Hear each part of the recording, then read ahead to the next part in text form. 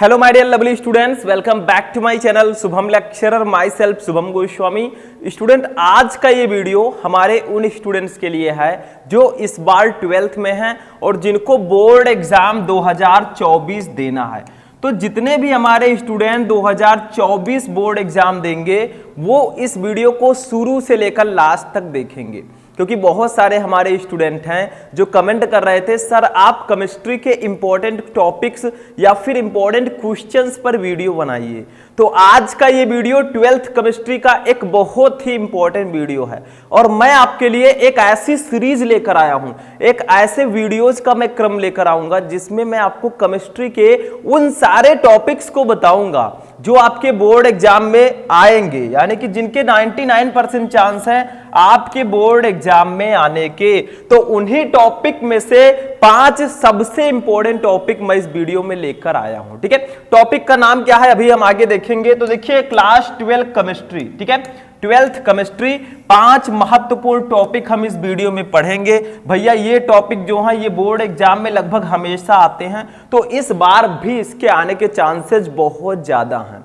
तो ले लीजिए कॉपी और पेन और बैठ जाइए हमारे साथ, क्योंकि अब की बार हमें बनना है टॉपर। ठीक, और मैं आपके लिए ऐसे ही वीडियोस लाता रहूंगा। तो चलिए स्टार्ट करते हैं भैया। सबसे पहले ये जान लेते हैं कि आखिर वो कौन कौन से टॉपिक्स हैं जो हम इस वीडियो में पढ़ेंगे। ठीक है, टॉपिक का नाम पहले जानेंगे, फिर एक एक को हम पढ़ेंगे ध्यान से, और शायद इन टॉपिक में से कुछ टॉपिक आपको पता भी हो। तो कमेंट करके बता दीजिएगा कि कौन कौन से टॉपिक्स आपको पता है। देखिए, सबसे पहले हम पढ़ेंगे हेनरी का नियम। भैया हम फर्स्ट चैप्टर से स्टार्ट करेंगे। ठीक है, आज मैं फर्स्ट चैप्टर का बताऊंगा, कल सेकेंड चैप्टर का बताऊंगा, ऐसे ऐसे हम पढ़ते हुए चलेंगे। ठीक, बस आप लोग क्या कीजिए, हमारी जो क्लासेस हैं इसको रेगुलर लिया कीजिए। भले ही आप कहीं से भी पढ़ रहे हो, लेकिन हमारा क्लास आपको ज्वाइन करना है अगर आपको टॉपर बनना है। ठीक है, दूसरा देखिए हम पढ़ेंगे मोलरता, व्हाट इज मोलैरिटी। थर्ड हम पढ़ेंगे मोललता, what is molality. And the fourth one is mole प्रभाज, व्हाट इज मोल फ्रैक्शन। इन चारों टॉपिक को हम इस वीडियो में पढ़ेंगे। जो भी स्टूडेंट इसको ध्यान से देखेगा भैया उसका नंबर तो क्लियर हो जाएगा, क्योंकि इन्हीं टॉपिक से रिलेटेड न्यूमेरिकल्स भी आपके बोर्ड एग्जाम में आते हैं। आप सभी को पता है मोलरता, मोललता, मोल प्रभाज, इससे रिलेटेड न्यूमेरिकल्स भी आते हैं। तो मैं फॉर्मूला भी इसका बताऊंगा डेफिनेशन के साथ। तो चलिए स्टार्ट करते हैं। सबसे पहला टॉपिक जो हमारा है वो है हेनरी का नियम, व्हाट इज हेनरीज लॉ। ये बिलेन चैप्टर का बहुत इंपॉर्टेंट टॉपिक है। तो चलिए सबसे पहले इसी को पढ़ते हैं भैया। देखिए ध्यान से समझिएगा, भले ही आपको ये पता हो, लेकिन जिस लैंग्वेज में मैं आपको बताऊंगा भैया एकदम से आपके दिमाग में बैठ जाएगा। ठीक है, बस ध्यान से समझना। देखिए हेनरी का नियम क्या होता है, हेनरीज लॉ। देखिए सिंपल सा है, इस नियम के अनुसार स्थिर ताप पर किसी गैस की द्रव में विलेयता गैस के दाब के समानुपाती होती है। अब इसको समझोगे कैसे भैया, ये तो मैंने डायरेक्ट बता दिया कि स्थिर ताप पर किसी गैस की द्रव में विलेयता गैस के दाब के समानुपाती होती है। मतलब जितना ज्यादा आप गैस पर प्रेशर लगाएंगे वो उतना ज्यादा विलयन में घुलेगी, उतना ज्यादा वो द्रव में विलेय होगी। विलेयता का मतलब घुलना। ठीक, तो देखिए मैं एक बर्तन ले लेता हूं छोटा सा, कुछ भी आप मान सकते हैं भैया, भगोना कुछ भी ले सकते हैं आप। ठीक है, अब देखिए भैया इसमें क्या है, लिक्विड है। लिक्विड का मतलब द्रव। अब द्रव में आप क्या लिख सकते हैं, द्रव में हम पानी ले सकते हैं, वाटर भी एक लिक्विड है। ठीक है, तो ये है हमारा जल, जिसको हम लोग H2O लिख सकते हैं। ठीक है, जल का फॉर्मूला होता है H2O। अब क्या करते हैं, ये तो आपका जल है। अब इसमें हमें मान लीजिए ऑक्सीजन को घोलना है। ठीक है, ऑक्सीजन, ऑक्सीजन के जो कण हैं वो समझ लीजिए ऐसे ऐसे हैं। ठीक है, ये हैं ऑक्सीजन। तो भैया आपको करना क्या होगा, अब ध्यान दीजिए, स्थिर ताप, मान लीजिए टेम्परेचर स्थिर है। ठीक है, अब किसी गैस के द्रव में विलेयता, इस O2 को हमें इस द्रव में अगर घोलना है तो देखिए विलेयता गैस के दाब के समानुपाती होती है। तो जितना ज्यादा प्रेशर आप ऑक्सीजन पर लगाएंगे भैया उतना ज्यादा ऑक्सीजन इस द्रव में घुलेगा। देखिए हम प्रेशर ऊपर से लगा रहे हैं, समझ लीजिए यहां से हम प्रेशर लगा रहे हैं। ठीक है, नीचे की तरफ, तो देखिए इसमें बहुत सारे ऑक्सीजन के कण इसमें घुल चुके हैं। मतलब कहने का है कि जितना ज्यादा आप गैस पर प्रेशर लगाएंगे उतना ज्यादा आपकी गैस द्रव में घुलेगी। बस सिंपल सा है। ठीक, मतलब गैस की जो द्रव में विलेयता होती है, गैस की जो द्रव में घुलने की क्षमता होती है, वो उसके दाब के समानुपाती होती है। मतलब जितना ज्यादा प्रेशर उतना ज्यादा गैस आपके द्रव में घुलेगी, बस सिंपल सा है। ठीक है, तो फिर से एक बार देखते हैं, स्थिर ताप पर किसी गैस की द्रव में विलेयता गैस के दाब के समानुपाती होती है। तो मान लीजिए ये आपका जल है बर्तन में, ठीक है, ऑक्सीजन इसमें घुलेगा। ठीक है, अब जितना ज्यादा हम प्रेशर लगाएंगे उतना ज्यादा ऑक्सीजन के कण इसमें आकर घुलेंगे। इसीलिए कहा गया है कि गैस की द्रव में विलेयता गैस के दाब के समानुपाती होती है। ये तो था नियम। अब इसका फॉर्मूला समझेंगे भैया। तो देखिए यहां पर हम लोग लिखेंगे गैस की द्रव में विलेयता को हम लोग डिनोट करेंगे स्मॉल m से। स्मॉल m जो होता है वो गैस के दाब के समानुपाती होता है। दाब को हम लोग प्रदर्शित करेंगे स्मॉल p से। ठीक है, मतलब जो घुली हुई गैस की मात्रा है वो दाब के समानुपाती होती है। जो नियम में बताया गया वही मैंने फॉर्मूला भी लिखा है। ठीक है, कुछ अलग से मैं नहीं बता रहा हूं, जो रूल में बताया गया है वही फॉर्मूला मैंने लिख दिया। अब भैया समानुपाती के चिन्ह को हमें हटाना होगा, तो एक स्थिरांक, एक कांस्टेंट यहां पर लगेगा। वो कौन सा होगा? तो यहां पर मैं लिख देता हूं m इक्वल टू, जब समानुपाती के चिन्ह को हटाएंगे भैया तो बराबर लगेगा, यहां पर एक स्थिरांक जुड़ेगा k, p आपका ऐसे ही रहेगा। तो यही होगा हमारा हेनरी के नियम का फॉर्मूला m इक्वल टू के पी। अब बहुत सारे हमारे स्टूडेंट कहेंगे अरे सर जी यहां पर m क्या है? यहां पे मैं लिख देता हूं साइड में। ठीक है, m जो है भैया ये घुली हुई गैस की मात्रा है। ठीक है, लिख दीजिए ऐसे, घुली हुई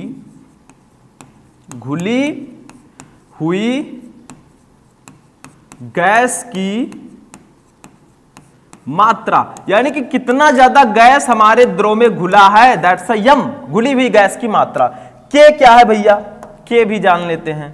k को आप लोग बोल सकते हैं समानुपाती स्थिरांक, या इसी को हेनरी स्थिरांक भी बोलते हैं। तो समानुपाती स्थिरांक लिख दीजिए, दैट्स अ बेटर। देख, समानुपाती स्थिरांक कांस्टेंट। ठीक है, उसके बाद में पूछेंगे p क्या है भैया? तो p आपका क्या है? गैस का दाब जो है। ठीक है, समान क्या है? गैस का दाब। तो यहां पर लिख देंगे साम्य पर, या फिर लिख सकते हैं साम्य अवस्था में गैस का दाब। ठीक है, साम्य पर गैस का दाब, यानी कि प्रेशर ऑफ गैस है ये। ठीक है, गैस का दाब। बस हो गया, इतना ही हमें हेनरी के नियम में लिखना है। लेकिन भैया इसकी कुछ लिमिटेशंस हैं, इसके कुछ एप्लीकेशंस हैं, यानी कि इसकी सीमाएं भी होती हैं, इसका अनुप्रयोग भी होता है। कहीं कहीं पूछ लिया जाता है कि हेनरी के नियम के अनुप्रयोग लिखिए, डायरेक्टली आ गया तो उसको भी मैं बताऊंगा। तो पहले आप हेनरी का नियम समझ गए, स्थिर ताप पर किसी गैस की द्रव में विलेयता गैस के दाब के समानुपाती होती है, m अनुक्रमानुपाती या m समानुपाती p, m इक्वल टू के पी। यहां पर m है घुली हुई गैस की मात्रा, k है समानुपाती स्थिरांक, p है साम्य पर गैस का दाब यानी कि प्रेशर। ठीक, तो ये हेनरी का नियम है। चित्र के साथ मैंने समझाने का प्रयास किया। अब देखते हैं हेनरी के नियम की सीमाएं।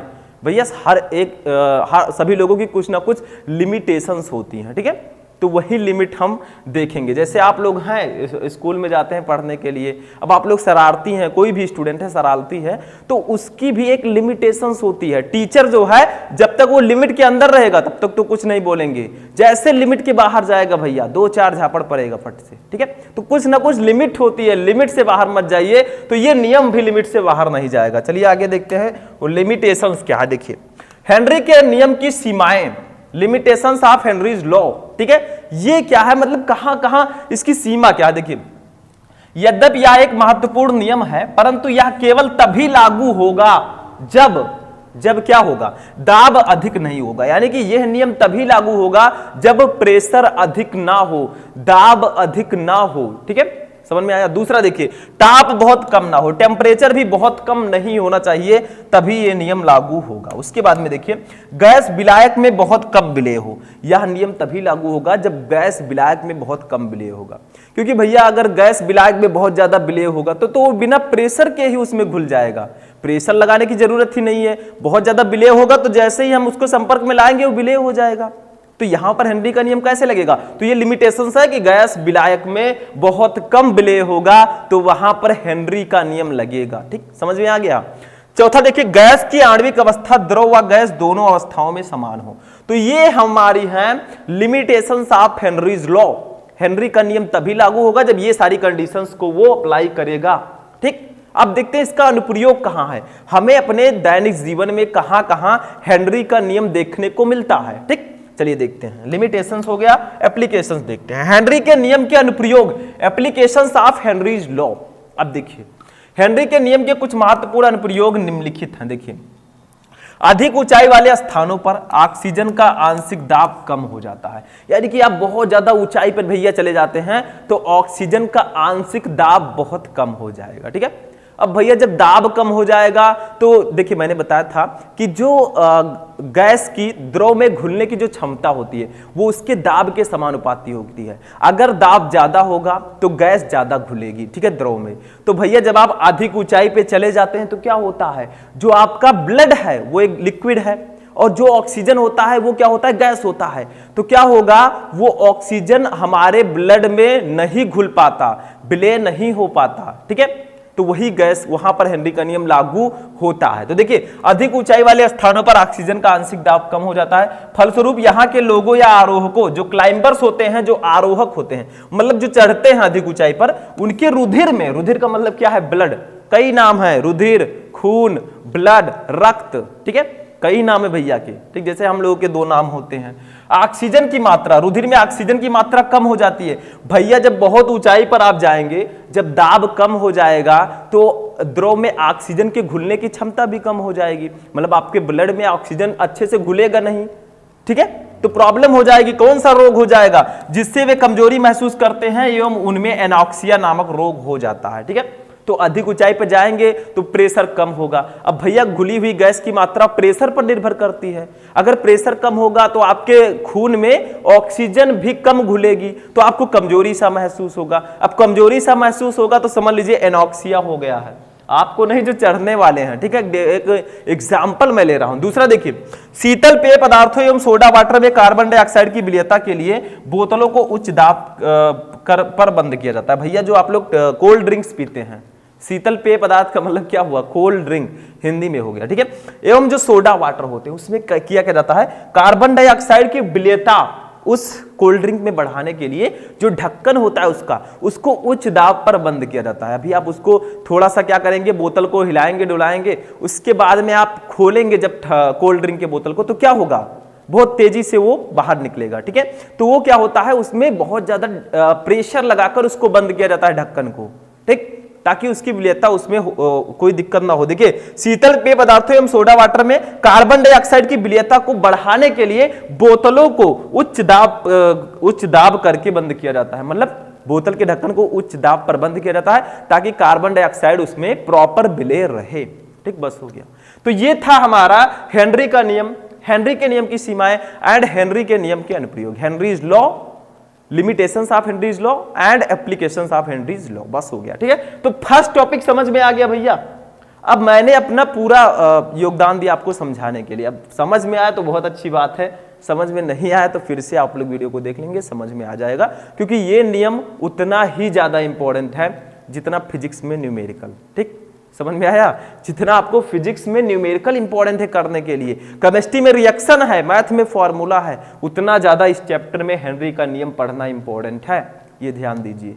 और दूसरे चैप्टर में कोलराउस का नियम हमारा है। ठीक है, इसमें एक और नियम है राउल्ट का नियम, उसको हम आगे पढ़ेंगे, नो टेंशन। तो ये हो गया फर्स्ट टॉपिक। अब चलिए हम देखते हैं सेकेंड टॉपिक। ठीक है, नोट कर लीजिए इसको, नोट हो गया स्टूडेंट। चलिए आगे बढ़ते हैं, नेक्स्ट टॉपिक देखते हैं भैया, ये है मोलरता। What is molarity? ठीक है, मोलरता क्या होता है भैया? ये जो चीज है इसको आपको डेफिनेशन, एज अ डेफिनेशन भी पूछा जा सकता है, परिभाषा, और इसका न्यूमेरिकल्स भी आता है, वो तो सबको पता है।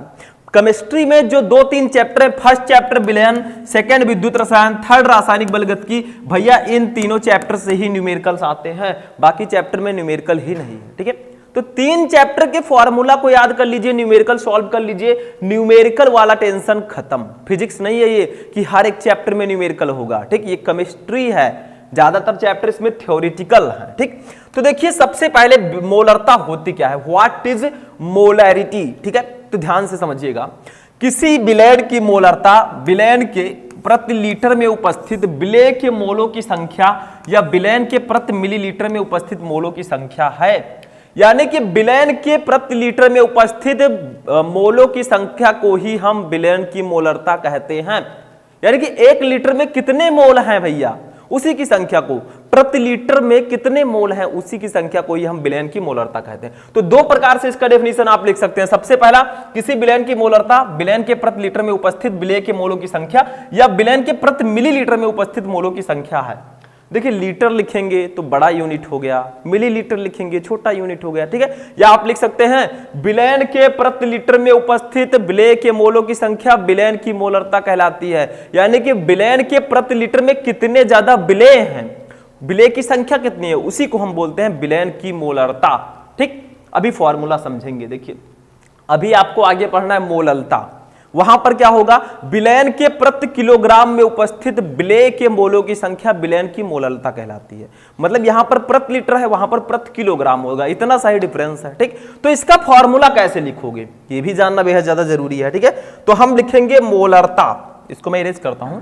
देखिए मोललता, सॉरी मोलरता, इसको हम लोग डिनोट करते हैं कैपिटल M से, ये भी याद रखिएगा स्टूडेंट। ठीक है, इसका फॉर्मूला क्या होगा बताइए, इसका फॉर्मूला होगा मोलरता का विलेय के मोलों की संख्या, विलेय के मोलों की संख्या। मैंने बताया था हमारा विलयन 2 घटकों से मिलकर बना होता है, एक विलेय और विलायक। जिसकी मात्रा विलयन में कम होगी दैट्स अ विलेय, ठीक है, और जिसकी मात्रा विलयन में ज्यादा होगी वो होगा विलायक। बस सिंपल सा है। तो मोलरता में विलेय का मेन योगदान होता है। तो विलेय के मोलों की संख्या हो गई, ठीक है, अपान विलयन का आयतन लीटर में, विलयन का आयतन, विलयन का आयतन, ठीक है, वॉल्यूम ऑफ सॉल्यूशन लीटर में। ठीक, अब भैया एक चीज और ध्यान रखिएगा, कहीं कहीं बच्चे कंफ्यूज हो जाते हैं। जैसे मोलरता का फॉर्मूला तो मैंने आपको बता दिया कि विलेय के मोलों की संख्या अपान विलयन का आयतन लीटर में, लेकिन क्या होता है कहीं कहीं मिलीलीटर में दिया होता है।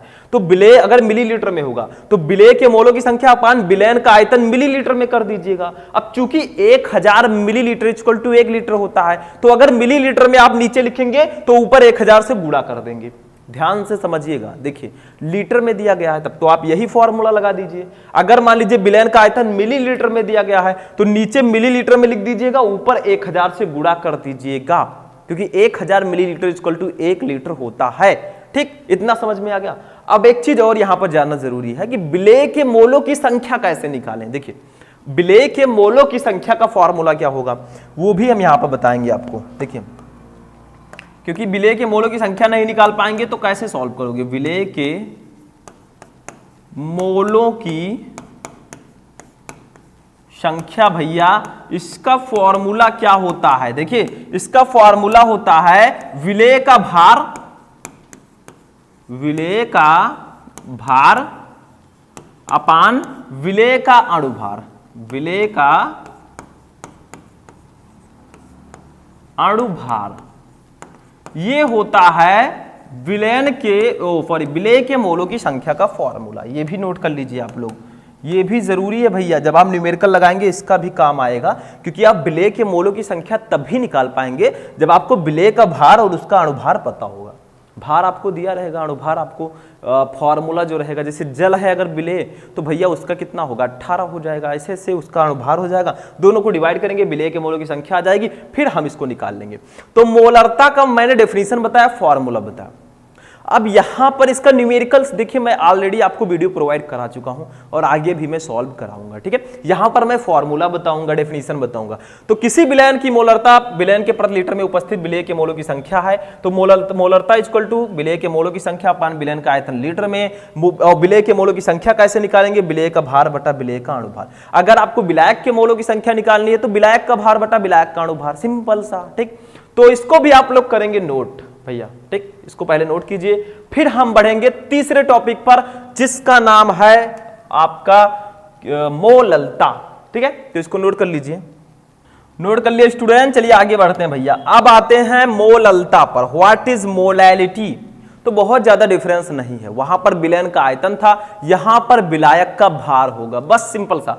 तो देखिए इसका डेफिनेशन, किसी विलायक के 1000 ग्राम यानी कि 1 किलोग्राम में उपस्थित विलेय के मोलों की संख्या उस विलयन की मोललता कहलाती है। यानी कि विलायक के 1000 ग्राम में उपस्थित मोलों की संख्या विलेय के मोलों की संख्या उस विलयन की मोललता कहलाती है। तो डेफिनेशन फॉर्मूला भी लगभग मिलता जुलता रहेगा। देखिए समझिए, यहां पर मैं बताता हूं, मोललता, मोललता इसको हम लोग डिनोट करते हैं स्मॉल m से। इसका फॉर्मूला क्या होगा भैया, देखिए ध्यान दीजिएगा, विलेय के मोलों की संख्या,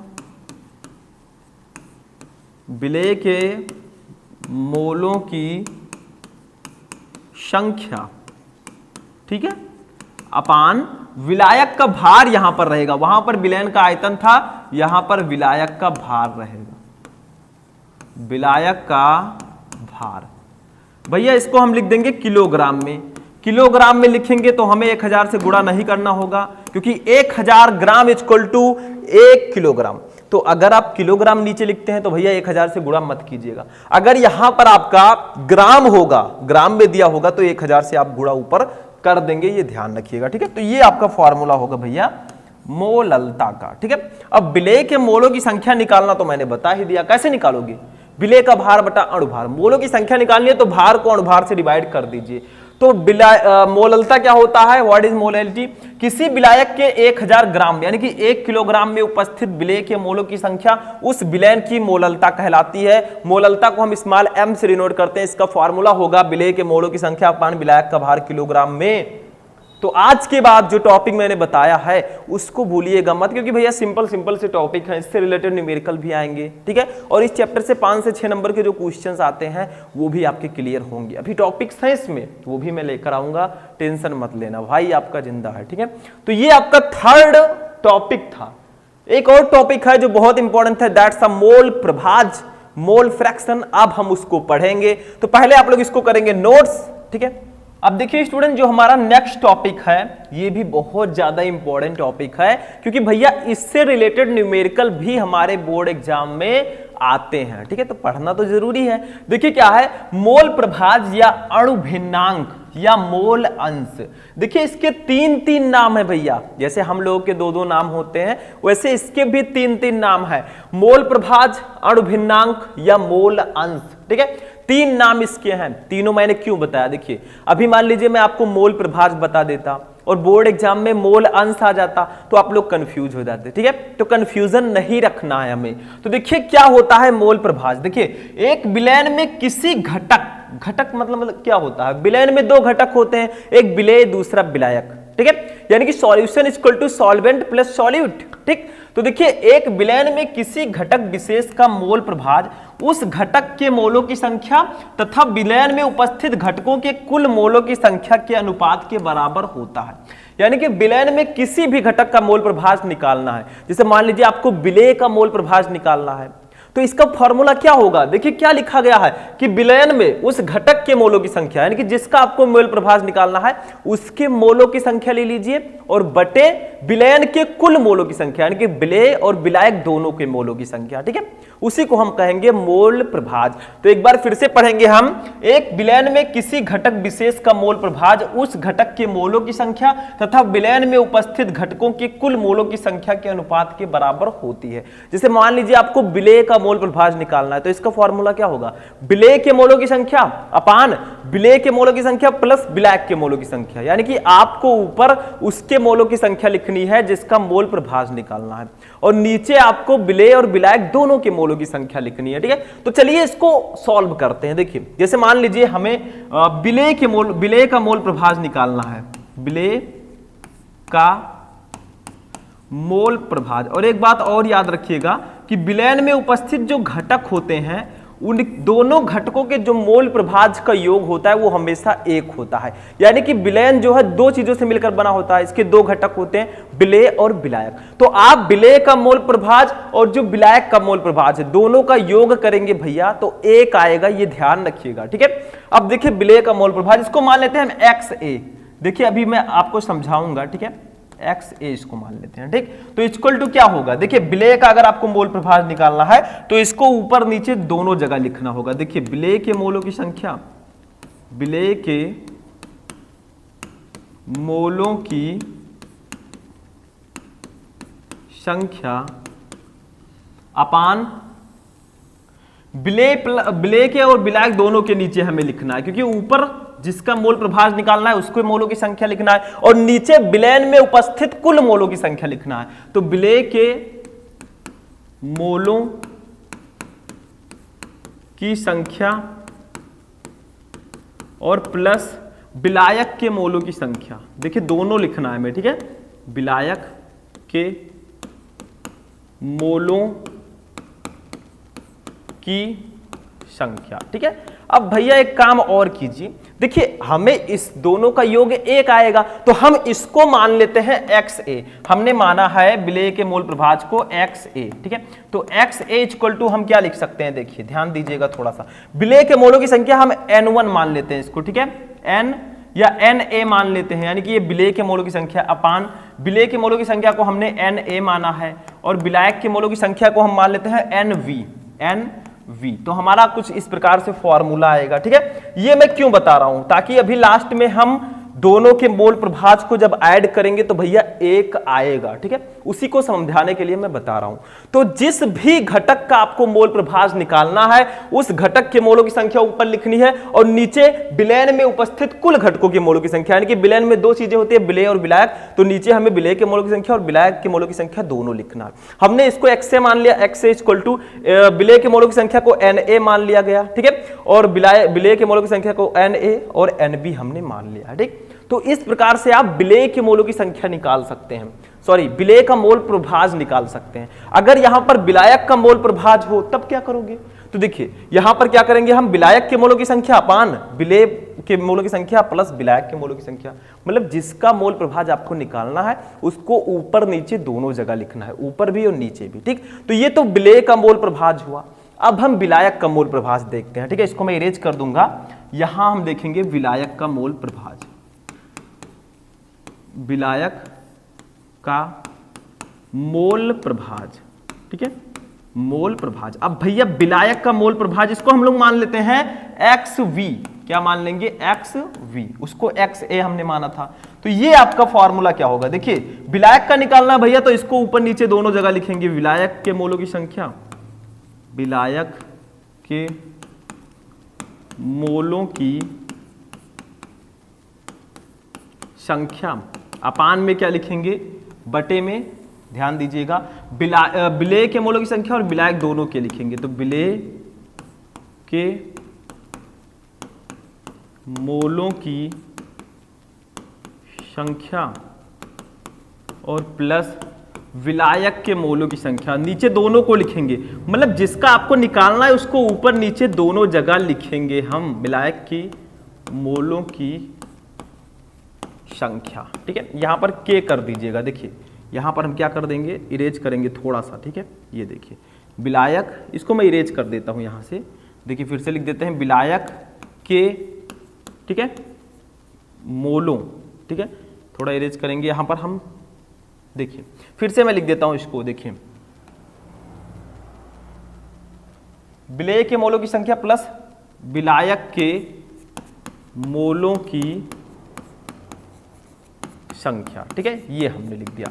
अब देखिए ऊपर नीचे दोनों जगह हमने लिख दिया। अब क्या करेंगे भैया, इसको भी वैसे लिख देंगे जैसे हमने लिखा था XV इक्वल टू, क्या लिखेंगे, देखिए यहां पर हम क्या लिखेंगे, ध्यान दीजिए थोड़ा सा, देखिए इसको हमने विलायक के मोलों की संख्या को माना था NB, तो NB लिख देंगे अपान विलेय के मोलों की संख्या को माना था NA और प्लस विलायक के मोलों की संख्या को हमने माना था NB, ठीक है। तो ये इस प्रकार से आएगा, ठीक। तो विलायक का मोल प्रभाज अगर आपको निकालना है तो ये फॉर्मूला आपको लगाना होगा, ठीक। अब हम क्या करेंगे, मैंने बताया कि विलयन में उपस्थित जो दोनों घटक होते हैं विलेय और विलायक, इनके मोल प्रभाज का योग हमेशा 1 आता है। इसको प्रूफ कैसे करोगे, देखिए हमने XA इक्वल टू निकाला था तो NA अपान NA प्लस NB आया, ठीक है, आया था, और यहां पर हमने XB निकाला जब तो NB अपान NA प्लस NB आया। अब क्या करेंगे, XA यानी कि विलेय का मोल प्रभाज और XB विलायक का मोल प्रभाज दोनों को जोड़ के देखते हैं, ठीक है। तो इसको मैं इरेज करने जा रहा हूं, आप लोग नोट कर लीजिए। अब देखिए दोनों को जोड़ते हैं तो क्या आएगा, तो यहां पर हम लिखेंगे XA plus XB equal to क्या आएगा, देखिए अगर हम इनको जोड़ रहे हैं भैया तो उनको भी जोड़ देंगे जो हमारा था। देखिए विलेय का मोल प्रभाज कितना था, देखिए XA इक्वल टू कितना आया था, NA अपान Na प्लस Nb। आप पीछे वीडियो थोड़ा पॉज कर पीछे बैक करके देख सकते हैं, ठीक है। और विलायक का मोल प्रभाज कितना आया था, Nb अपान Na प्लस Nb आया था कि नहीं आया था, ठीक। अब इसी को आप जोड़िए तो क्या होगा, सिंपल है, देखिए अब यहां से देखिए XA